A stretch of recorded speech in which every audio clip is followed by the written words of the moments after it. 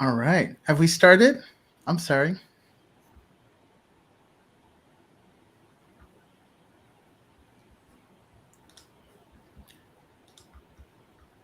All right. Okay. Welcome, everyone. My name is Bryan Parras. I am an organizer with the Sierra Club in the Healthy Communities Campaign. And I just want to thank you all for joining us today. I see all of you um, actively writing in the comments. That's great. It'd be good to know where you're from, your name, of course, and all of that good information. Please continue to do that. We're here today to talk about the 1 year anniversary of the Biden administration and a focus on environmental justice. We have three environmental justice leaders that are joining us that we'll be talking with. Theresa Landrum from Detroit, Michigan, Robert Taylor from Reserve, Louisiana, and Juan Parras, my dad, from Houston, Texas. And we'll be going over some policy, some personal stories, and some reflections on what we would like to see happen in the coming years. This fight has been happening for many, many decades, and it has had a lot of ups and downs. But with that, I'll just start. Just over 1 year has passed since President Biden signed an executive order directing all federal agencies to prioritize climate and environmental justice. What is the significance of this groundbreaking executive order? What progress has been made since it was signed? And what still needs to happen, both in the administration and in Congress? In the long battle for environmental justice, communities have utilized a myriad number of approaches to right wrongs, to address disproportionate impacts, and to seek remedy from decades of environmental injustice. We're going to start with Theresa Landrum from Detroit, Michigan. And Theresa was born and raised in Detroit and has lived on the same block in the city's southwest side since she was born. Her neighborhood, known by its zip code 48217, or Boynton neighborhood, is the most polluted area in the state of Michigan and is home to some of the most toxic facilities imaginable, like Marathon Oil. Theresa is a seasoned veteran of the movement and has been fighting for environmental justice in her community for many years. The issue is close to her heart as she has fought cancer, and many in her family have also suffered from cancer. She participates in the Michigan Advisory Council on Environmental Justice, which was convened by Governor Gretchen Whitmer, and the Michigan PFAS Action Response Team, which advises the state on harmful PFAS chemicals in water. Welcome, Theresa. How are you? Thank you. Thank you, Bryan. And hello, Sierra Club members. Nice to see you guys. And as Bryan mentioned, I am Theresa Landrum. I live in the area that has been deemed the most polluted zip code in the state of Michigan. And I just want to share a little bit of background of how this came to be. I live in a community that's surrounded by more than 42 major and minor polluting sources. We have Marathon Oil, DTE, U.S. Steel, Cleveland Cliffs, which is the former Rouge steel mill, and many others. In this fight, as Bryan said, I've been here fighting this fight for more than 20 years. The community that I come from is predominantly African American. And we have a significant historical fact that we're one of the first African American establishments after World War II. And there was the great migration wave. Well, the second one came after World War II. So the families, African American families, were attracted from the South to come north for the jobs. to work in the automobile industry, to work at the steel mills and what have you, not knowing that the very areas that we moved to for a better life would eventually be harming our health. And how we came to be deemed the most polluted zip code is that over the years, we had experienced obnoxious odors. We were known for the odors. We were known for the brown air, the black air, and the soot on our houses. Daily, our families washed our houses down, our cars down, our driveways down to remove the fallout from industry that had happened. And as Bryan had said, in my community, we have a lot of health issues. We have various cancers. We have a high rate of asthma. The area of Lower Wayne County, where I live, has been deemed the epicenter of the pediatric asthma burden. And we know that now that the air that we're breathing has a lot to do with the health issues that my community suffer. And as Bryan mentioned, we noticed that a lot of our neighbors were coming down with COPD, emphysema, upper respiratory diseases, and our children were being born with asthma, and that's not normal. So we were introduced to the Sierra Club by Miss Rhonda Anderson, Dr. Leonard, and Miss Miller, who were sisters. And Rhonda came to our community and said, did you guys ever consider that maybe the health issues that you are being plagued with could come from the environment that you live in? And of course, that was an awakening. We never thought that where we lived would have an impact that would cost us our life from the very sustaining industries that we lived amidst. We were used to the brown air, the foul odor. We would write our names in the cars to say, wash your car after a fallout, not knowing that very stuff settling on the car would be something that we would be breathing into our lungs. I know many people don't talk about certain kind of cancers, but we have all cancers. We have nasal cancer. Many people have never heard of nasal cancer, but we have it. Well, in the long run, after we began to speak for ourselves and become organized, because we didn't know we had a voice to say something to the city or say something to the state or the federal government, that the industries that we lived amidst may be harming us. We didn't know the chemicals that were being spewed into the air was the dangerous carcinogenics that they were. So we, with the help of the Sierra Club, we did our own health survey after we asked the state to give us data on why our community was so ill, and they didn't have any. And they were basically telling us that our illnesses were our lifestyle, the way we eat. And we knew that wasn't true. So we conducted our own health survey. And with that survey, we distributed it through the churches. And we got it back and we turned it over to the University of Michigan with a couple of doctors that I can remember their names, Dr. B. Young Suk and Dr. Paul Mohai. Their team did mapping, utilizing the TRI toxic release inventory from the federal government and the data from industries with modeling. And that's how we became known as the most polluted zip code in the state of Michigan. So that began our serious advocacy to protect our bodies and protect air, land, and water that we was sustaining us. So I don't want to take up too much time because I know that we have other speakers. So I thank you for allowing me to share a little bit of background of how I became an activist. It was out of necessity, not as a profession. Thank you. Wow, thank you, Ms. Landrum. And we do have some questions that we're going to ask you, but I appreciate you setting the context and background for your community. That will make this conversation much stronger.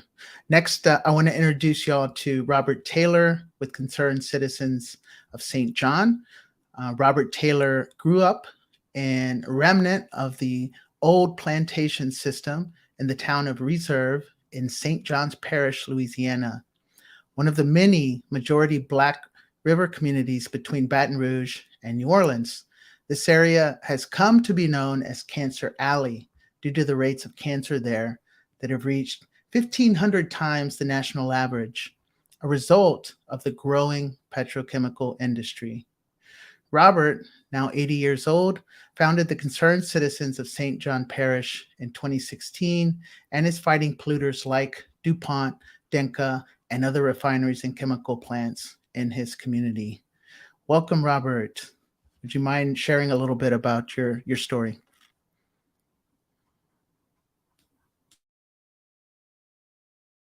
And I think you're on mute, Robert. There you go. Well, thank you. I'm happy to be here and to share with you. And like this, the lady before me, our situation is a little bit different. As you mentioned, I grew up here. I go all the way back to the agrarian area. I grew up in the sugarcane fields, in the sugar refineries, and I happened to watch it change. In my early teens, it transitioned over to the petrochemical industry. And it was the way that it happened, we never realized what was really happening to us. The odors, the strange illnesses, the cancers that began to just invade our peoples. The local mortician, I can remember, back in the mid 1980s, he made mention to the people, something is strange is happening there, too many cancer deaths. He had taken notice. We never attributed that to these chemical plants that were there. We didn't realize that our communities had went from majority white residents to completely Black. All of the white people disappeared out of our communities. These communities turned all Black, and these plants descended and just plopped right in the middle of our communities, especially in the little community where I lived in the eastern part of Reserve, where DuPont Denka decided to build its plant in 1969.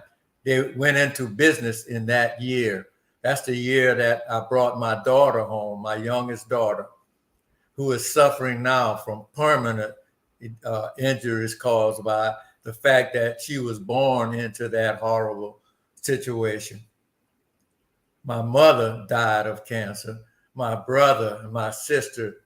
I had uncles, nephews, cousins. Today I have a brand new young nephew, 30-something years old, strong, healthy young man practicing his health regimes, walking every day, eating healthy, and he comes up with a stage 4 cancer. Of course, he lives on a perimeter. This plant was sit right in their backyard. His backyard it meets with the chemical plant. So all the sufferings that we have come to endure, not realizing that we had been failed by our local government, the state, and the national government. Nobody protected us from these monstrous chemical and petrochemical plants. We have a huge marathon plant that's put in reserve, along with the Denka plant, along with Ivanka. I mean, there are so many poisons that are being put up on this community right in front of everybody. We had Region 6 of EPA right among us, and we didn't know that they were not there to help us. They weren't there to help us. And I'm really thankful now with this new administration that some attention is being paid to us. I was informed about an upcoming visit from the new administrator, Mr. Regan. He did something that had never before happened in our history. He called me. He contacted the community, the local people, and he came directly to us. He walked my community with me. I took him to the families that were suffering. I brought him to that plant. I brought him to the remnants of the communities that had been devastated. He met with these people and talked with them and empathized with them. He promised us that they were going to help us resolve this problem. They've made some great starts, stuff that has never happened before. The thing that we in this community are really looking for right now, we need it, it's required, is the new testing requirements, the new rigid rules that have come out, they're all good, but none of them address the fact that we are still being poisoned at rates that's astronomical. We, in our little community, was deemed by EPA to have a cancer risk factor that is 1,525 times the national average, due directly, according to EPA, the chemicals that are being pumped on us by DuPont Denker, mainly chloroprene. But no one to this date has stopped or even reduced the rate of pollution that is being pumped on us by this chemical plant.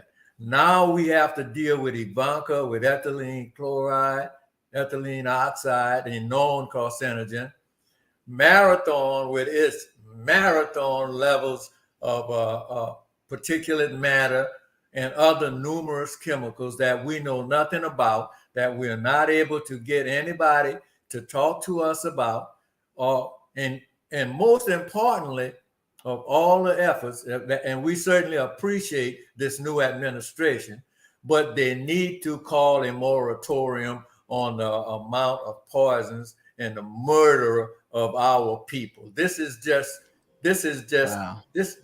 genocide. Nobody has yet. I've been in this fight since 2016, and they have not as yet demanded that these people call a moratorium on these poisons. They are still allowed to continue the poisoning on our community. So I'm hoping that we can come together in our community, in our fight for justice, and that we can demand of these people that they stop just slaughtering our people. It is actually, I didn't want to use the word slaughter, but when I look at what's happening just in Cancer Alley, then I hear this lady in Detroit, I hear the people in Houston, and in other parts of Texas, and in the Gulf states of what is going on. And then I find out about something called, sacrifice zones. I mean, this is beginning to sound like a nightmare out of some dark horror story. Sacrifice zones. So there's a lot of work we need to do. We need help. And I'm so happy to be here with people like yourselves. And we need to fight together. And I want to thank you for offering me this opportunity. Yeah, thank you, Mr. Taylor. And we'll have some more questions too. Thank you for your honesty and the importance of remembering that people are dying, and that the levels of toxins that are in the air, even when they're reduced, still lead to cancer, still lead to life that is uncomfortable, unpleasant, unhealthy, and still continues to kill us. Next, I want to introduce you to Juan Parras. He is the executive director and co-founder of TEJAS, Texas Environmental Justice Advocacy Services. Juan has been organizing community voices for many decades here in the Houston-Harris County area. I started out at the Harris County Welfare Office and later moved to the City of Houston Section 8 Housing Department, and was a organizer, international rep for the American Federation of State, County, and Municipal Employees. In 1995, Juan joined Greenpeace USA in a longstanding battle that won a fight against Shintech in Louisiana. And in 1995, Juan moved back to Texas and started his work with Texas Southern University, and a fight that continues today over the construction of a high school, Cesar Chavez High School, that was positioned less than a quarter mile from three grandfathered petrochemical plants, and started Unidos contra Environmental Racism, which later became TEJAS. Juan is also a recipient of the 2015 Robert Bullard Environmental Justice Champion Award and currently serves on the White House Environmental Justice Council.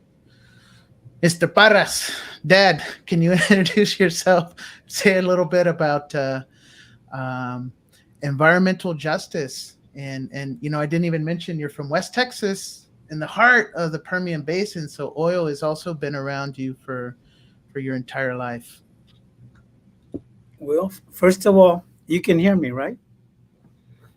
Okay. Well, first of all, thank you for the invitation, and it's certainly good to see, from my perspective, at least a son in the same movement, and I'm encouraged by the activities and the support that he's getting from Sierra Club to address the issues that we all value, right? So thank you for that. The way that I got into, or how I got involved into addressing environmental justice issues, was by actually chance and coincidence. I had been an international union rep for 15 years.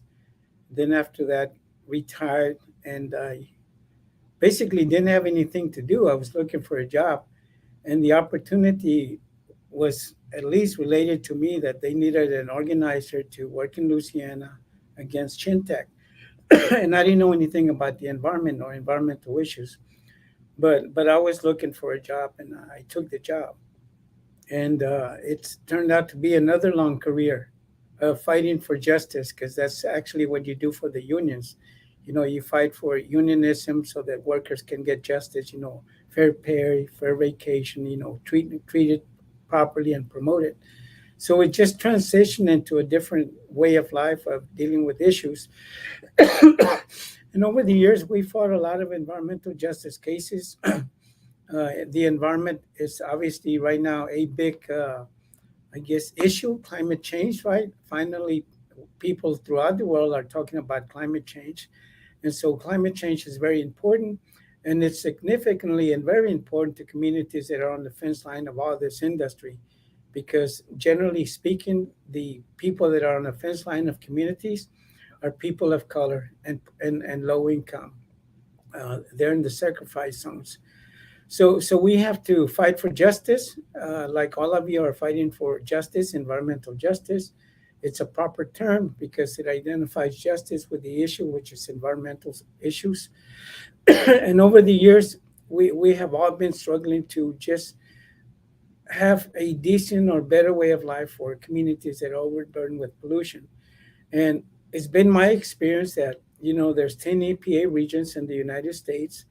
And we probably, those of us that live in Region 6, you know, Texas, Louisiana, New Mexico, Oklahoma, and Arkansas, are probably in the worst region in the nation when it comes to environmental regulations and environmental enforcements. And that's an issue that we always challenge the Region 6 EPA to be a better enforcer in protecting, you know, human life and the environment. So those are issues. Recently, the Biden administration, after all these years, you know, somebody in the presidency decided to at least form an environmental justice advisory committee. And so that's how the White House Environmental Justice Advisory Committee came about. And we were fortunate to be one of the 25 groups selected to be on that advisory council. And to be, I don't want to say to be honest, but to be frank with you, it was a good decision for the administration to come up with an advocacy group, because now all these communities that have been fighting for a long, long time to address environmental issues at least have a voice with the main persons that can make decisions, the president, right? And so our hope is that this White House Advisory Committee will actually start having some, I guess, some good decisions made at the top to address what we have been fighting for the last 30 years. And when I say we, I'm talking about all environmental justice communities whose voice we always felt was not being heard. And so I think now we have a voice in there. And I hope that we continue meeting with the administration to at least have some of these policies trickle down to communities. It's needed, but it always, decisions that impact communities of color or basically communities that need services from the government or public services, those decisions generally are always at the top. And those decisions that then are made then have to trickle down to those at the bottom. So I'm looking forward to talking about, the progress that we're making, and also the fact that at least we have a voice now directly with the presidential office to address, issues that are impacting all of us. And there's only 25 of us. There should be at least a representative from each environmental justice community, because while we speak for our community, and while there's a lot of similar issues, there's issues that we are not dealing with, and those that are dealing with those issues become sort of experts in their field, regardless of what we think of. Generally we think of experts as somebody who is highly educated, went through college and whatnot, but we have a lot of experts in the community that are grounded in their experiences. They know what they're talking about. They know all the terms, and they're experts in their own right. And people have to accept that, they're the folks that have the knowledge, just like everybody, traditional knowledge. And so those voices are being heard, and I hope that they continue to be heard. And I hope that we start addressing climate change, because all this relates to climate change. And the whole world is becoming aware that, yes, we need to address climate change, but it's got to start in the EJ communities, and it's got to start with really figuring out how to deal with the industry and the progress that we as a nation make, or other countries as a nation make, that impact all of us. And I'll end it there, because I think that it's good to go into discussion and answer questions. Thank you. Yeah, and I want to know, and this is for Theresa, but let's all sort of just sit with these questions, because we know that there has been space given to EJ groups with this administration. But what does that look like on the ground? Theresa, how has the signing of the Environmental Justice Executive Order impacted the community of Boynton? Well, thank you for that question, Bryan. The impact has come with the attention being paid, as Mr. Perera said, to EJ communities. Usually, we see people are speaking for us. We have our own voice. We're the experts, as he mentioned.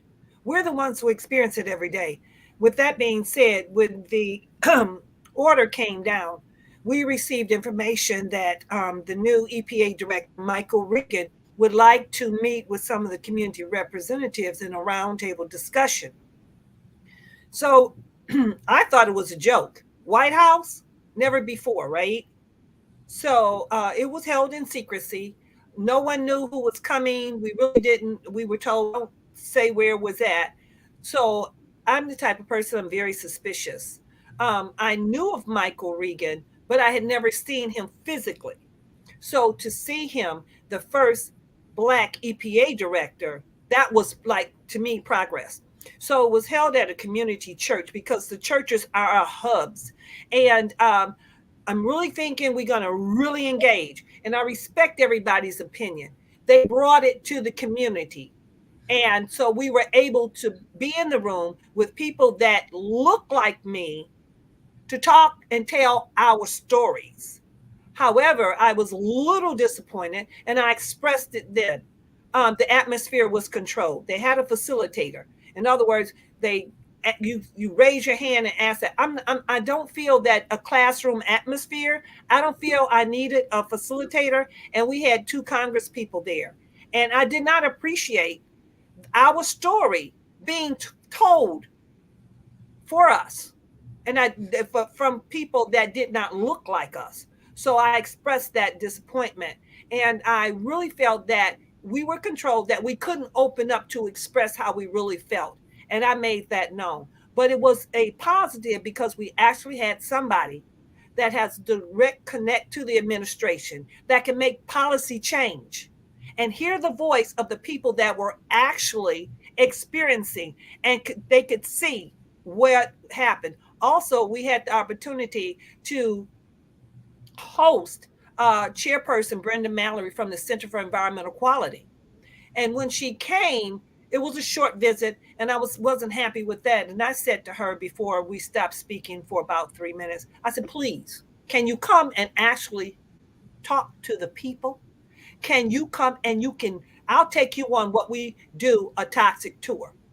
We have we visit the triple cities, which is of Ecorse, River Rouge, and Southwest Detroit. These toxic tours came about because of the Sierra Club. Rhonda Anderson from Detroit, the Detroit organizer, she said, would you guys help me out here? I want them, the people, to actually hear your story.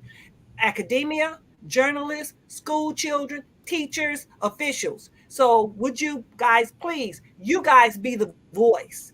So she asked us to come, and we set up at different places. Like I think I covered DTE. And if you're from Michigan and you're from Detroit, you know that DTE in our area, downriver, has 2 coal power plants and a nuclear plant. So between the 2 coal power plants, the Trenton Channel and the River Rouge Channel, it produced 80% of the sulfur dioxide in our atmosphere. And our area had been in non-attainment for more than 20 years for sulfur dioxide, and most recently, we're in non-attainment for ozone. So with the chairperson from the Center for Environmental Quality and with the director from the EPA coming, I really think that the EPA and the regulatory agencies took an aggressive attempt to reduce the sulfur dioxide in our community. And we just got a report last week that after more than 12 years of being in non-attainment, the area that I live in is now in attainment for SO2. I'm like, well, maybe the interactions that we had a serious impact. We had all the years we had been fighting when we identified back in 2013 and really told then MDEQ that we have a serious pollution problem with PM 2.5, 10, and noxious odors. Nobody paid attention. But within fighting over a decade to have it reduced, in less than a year, it's reduced.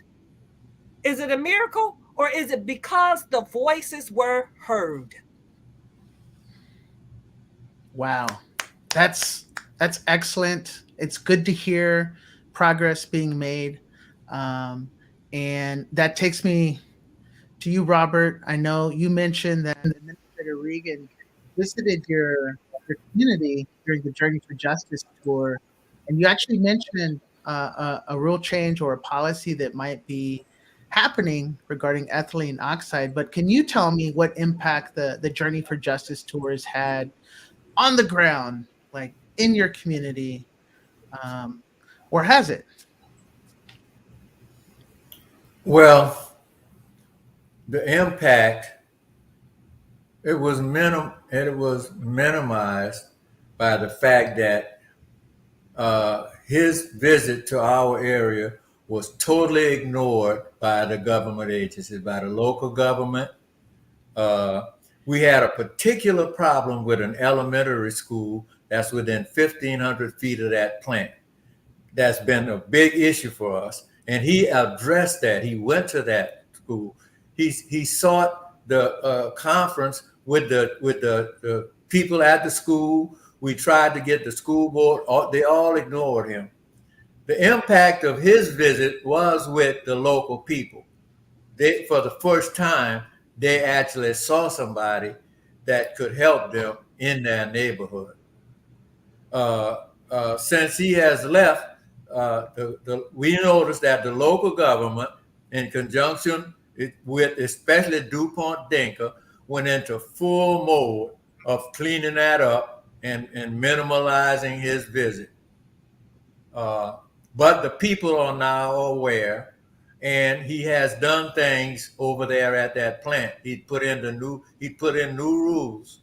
You know, that's really impressive in terms of getting the information that we need out of that plant.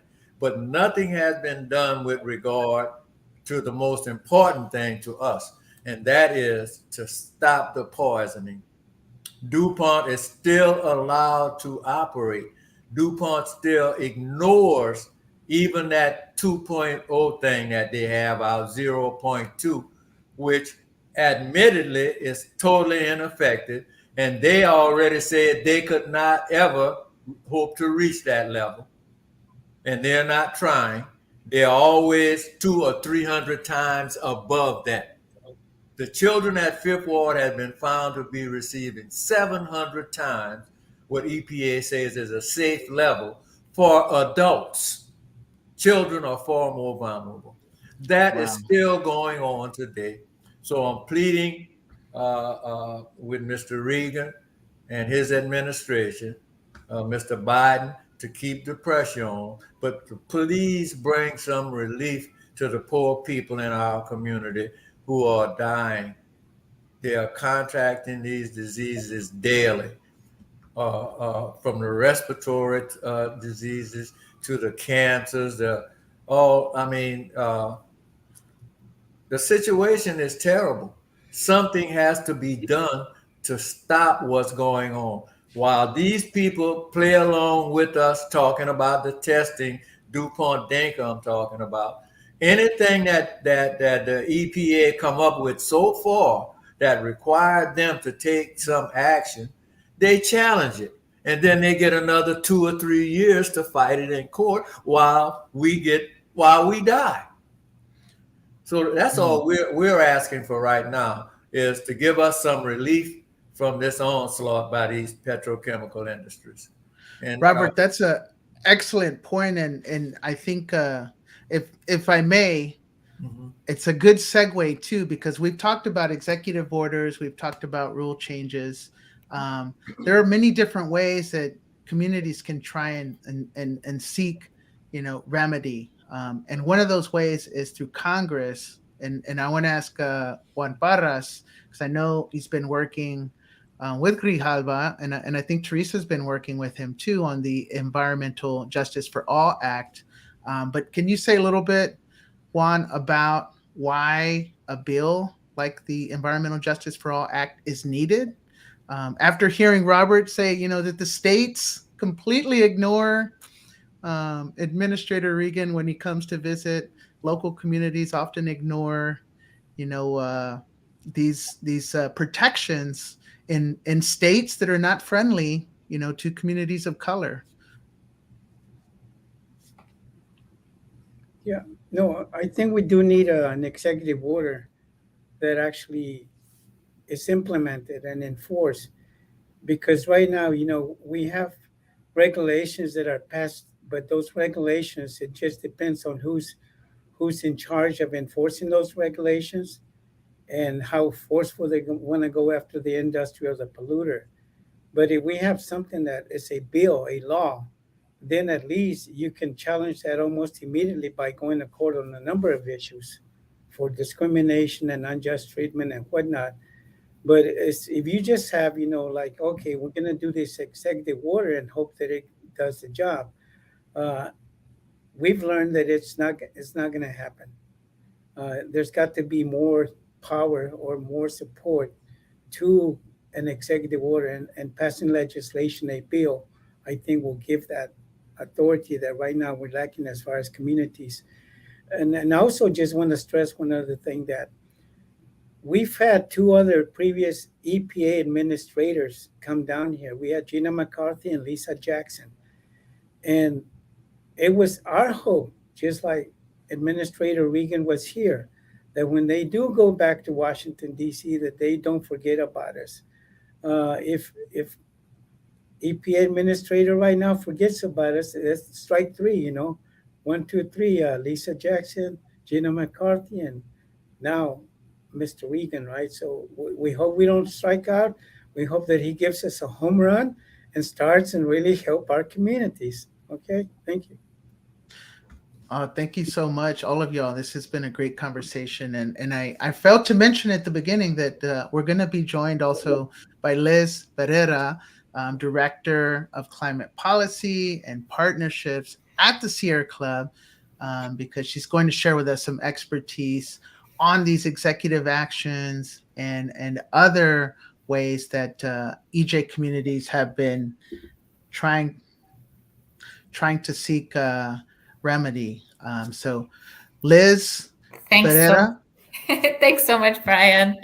And I really just want to thank all of you for just being so incredible and really, as Rhonda was chatting with us, just being amazing warriors. And it was so meaningful to hear your stories and to really hear firsthand on the ground what it felt like to have Administrator Regan come to your communities. So I just really want to thank each of you. And it definitely, the EJ for All bill that was referenced by Bryan and Juan is, and it actually a very unique piece of legislation, because for the past 2.5 years, Chair Grijalva and Representative McEachin have collaborated with community leaders and EJ leaders for the first time, putting EJ voices in the lead of creating a piece of legislation like this. And it really is a landmark environmental justice bill that it took comment from over 350 community leaders all over the country, and was introduced last Congress, was reintroduced this Congress. There's a companion bill that was actually introduced by now Vice President Kamala Harris during the 116th Congress, and is now being led by Senator Tammy Duckworth. And Chair Grijalva has restarted hearings on this bill. He is intending to do a markup of this legislation and move it this summer to get it passed through the House of Representatives. And this piece of legislation is landmark because it requires the consideration of cumulative impacts in permitting decisions under the Clean Water Act and the Clean Air Act, to ensure that permits will not be issued if the project cannot demonstrate a reasonable certainty of no harm to human health. And that is something I know we have been waiting for a very long time, and is the true impact of all of this pollution on communities. So that is really a feature of the bill. And it also codifies and bolsters President Clinton's 1994 Executive Order 12898, to really basically ensure that federal agencies include diverse communities in public health research, data collection, analysis, and direct federal agencies to develop environmental justice strategies and regularly report on implementation and progress. So this bill actually has an incredible amount of important provisions in it, requiring community participation in the NEPA process, tribal representation. It has a big environmental justice grant program increase, as well of $75 million annually. And we know there's so much more needed. We wanted to feature this bill tonight because it truly is an example of putting community voices where they should be, in the lead of the solutions for their communities. And we know there's so much more to be done. And part of the executive order that the president put out this is a landmark executive order. But as was just said so eloquently by Juan, this really doesn't have the rule of law. This is an executive order and can be reversed by the next administration. So we have to fight really hard right now to get the promises fulfilled, to ensure that that Administrator Regan and those in the Biden administration stay strong and really follow through on these commitments. So we will continue to work and hope that all of you will continue to lead, as you all have for so long, in the fight for environmental justice. So Thanks so much to all of you and please definitely take action on the EJ for All Act here in the screen.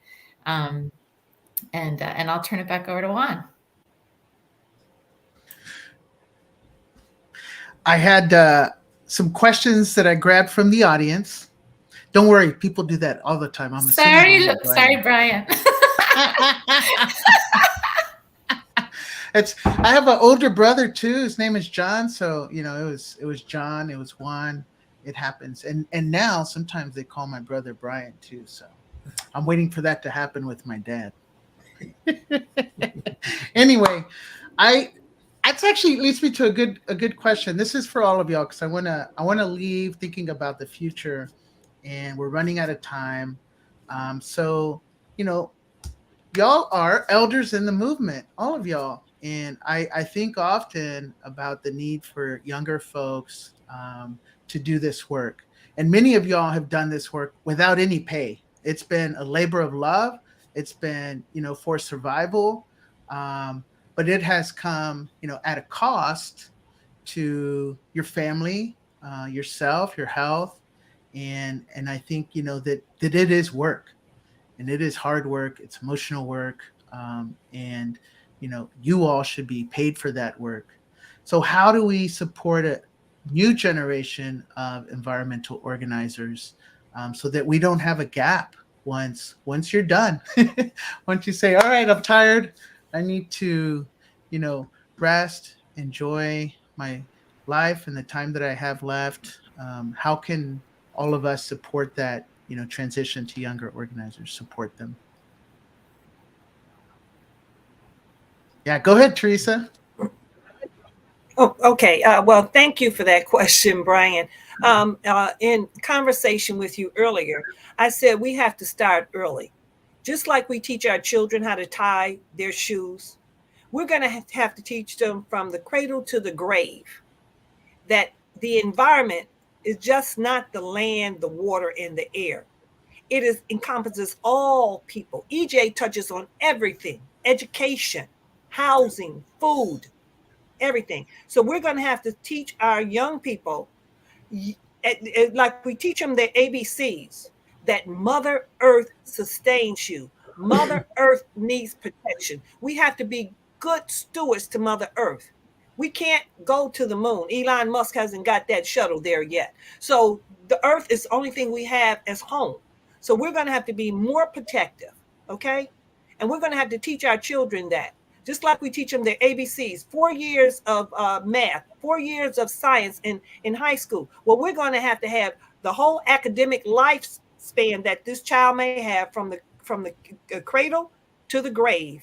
An education that is rooted. We have to start at values in the homes because we're culpable.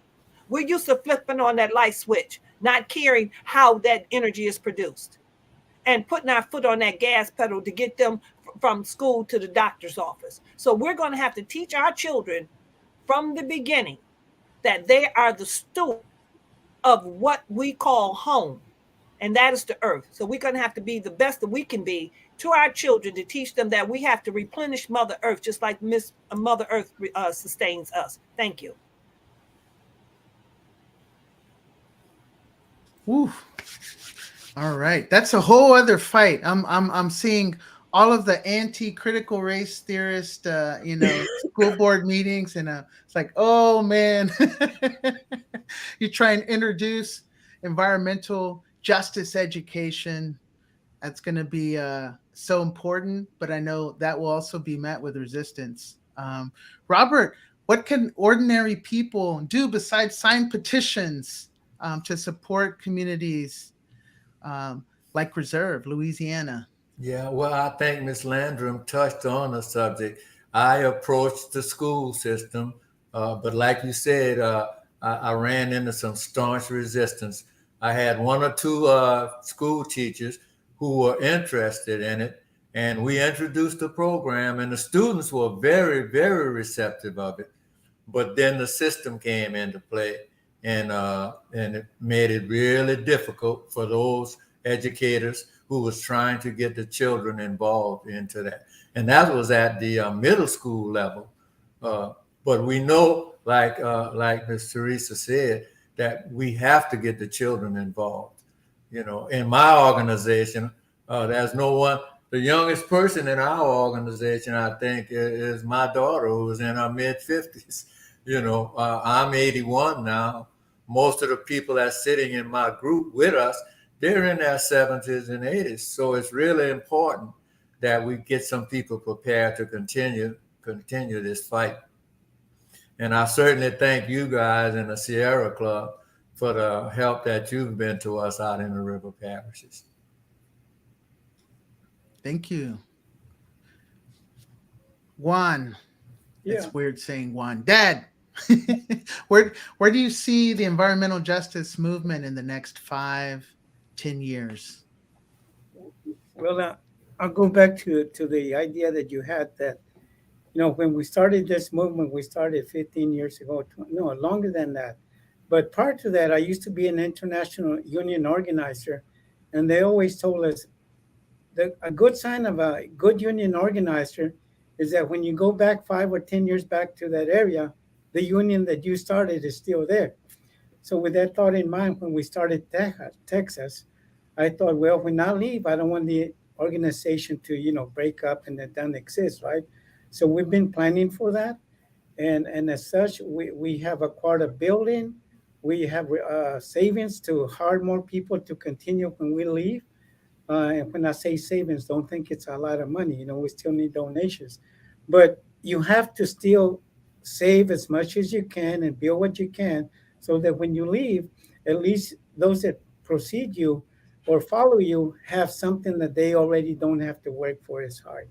And that's what we've done. We like I said, we have acquired a building. We are hiring folks, and we're hoping that they will sustain the organization by not having to look for the things that we have already built for them.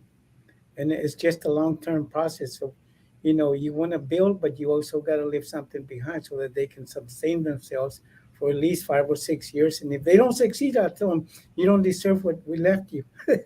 Okay. Yeah. Thank you. And I know you're joking. And Liz, environmental justice and social justice are intertwined. Now, I know Sierra Club has, you know, been making a lot of bold statements on issues like that. How can its members, its volunteers, you know, support that narrative that environmental stewardship, environmentalism, and environmental justice is inextricably connected to the social justice issues, and how can we continue to push that forward within the club? That's a great question, and I think by having convenings like this is a wonderful way to do it, and in terms of working with youth coming up in the movement, I really think the experiences and the wisdom that all of you have shared tonight is so meaningful to me and to many of the activists out there, and especially youth who are still searching for what it is that motivates them, and they see so much in the world, and they see so much injustice, and seeing this linkage and seeing it is so fundamental to what we do. And I think it is most apparent when we just talk about it and share our stories. And I certainly want to make sure that Sierra Club continues to ground all of the work we're doing in serving the community, and especially making sure that community leaders are leading the conversation. So I think if we do that, we will be centering our work in social justice and environmental justice. That's beautiful. That's beautiful, and it's really important. One last thought that you have as we say goodnight to all of our viewers, Theresa? One last thought is that, as Mr. Juan said, the policy change, the legislation change, an executive order can be wiped out with the next administration. And then we have to start the fight all over again. So we're going to have to keep the pressure on our legislatures, the new ones that are coming into office. We have to educate them just like we educate our children. So we have to keep the pressure on the people that can make the policy change and pass the laws. Thank you. Robert. Yeah, well, I certainly agree with Ms. Landrum there. And I'm just hopeful that people like us, like you guys, and we all stay in this fight together and join and be more forceful in our advocacy of our people. And my final comment would be that we would not be here as an organization if it were not for my wife, myself, and Bryan, because we all started this organization ourselves. We call ourselves Unidos contra Environmental Racism. That's how we got started. Yeah, and it was just simple observation, right? It's looking around and seeing your neighborhood in a different light, your community, your barrio, in a different light. And yeah, Liz, do you have any final thoughts for us?